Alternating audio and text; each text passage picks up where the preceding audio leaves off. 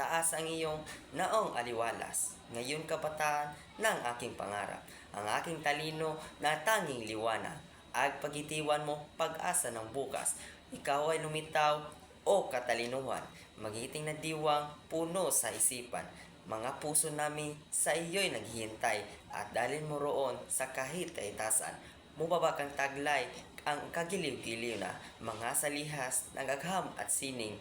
Mga kabataan, hayot na't lugatin ang gapos na iyong diwa at damdamin. Masdang ang putong lubhang makina. Sa gitna ng dilim ay matitigan. Maalam na kamay, may dakilang alay. Sa giturusa mo, bayang minamahal. Ikaw na may bagwis ng pakpak na nais. Kagyat na lumpad sa tuktok ng langit. Paghanapin mo ang limbing sa tinig at doon sa alimpoy pawang magsisikap. Ikaw na hibig ay lalong mairo, tulad ni Pilomel na sa luhay kamot, at mabisang lunas sa dusat hinuntok, sa puso at diwang sikbibi ng lungkot. Ikaw na ang diway makapangyarihan, matigas na batoy, mabibigyang buhay, magbabago mo alang-alang taglay, sa iyo'y naging walang kamatayan. Ikaw na may diwang iniibig ni Apelisa, wikay na mo ni Pibong kay Rikit, sa isang kaputol ng lunang maliit, ginuhit ang ganda at kulay ng langit. Humayo ka ngayon pag nangisin mo ang alam na iyong isip at talino. Maganda mo'y nagyalay, ikalat sa mundo at ipagsagawan ang dangal na tao.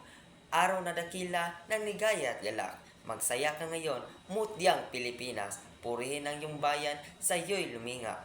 At siyang nag-akay sa mabuting palad.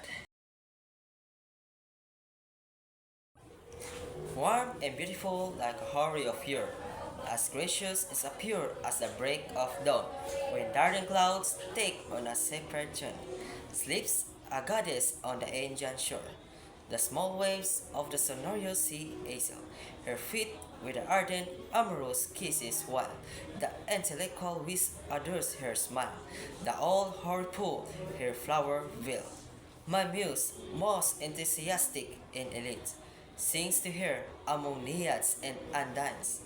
I offer her my fortune and my faith, my trial, purple roses, and the flowering greens, and lilies crown her brow immaculate. O artist, in exile, the Philippines!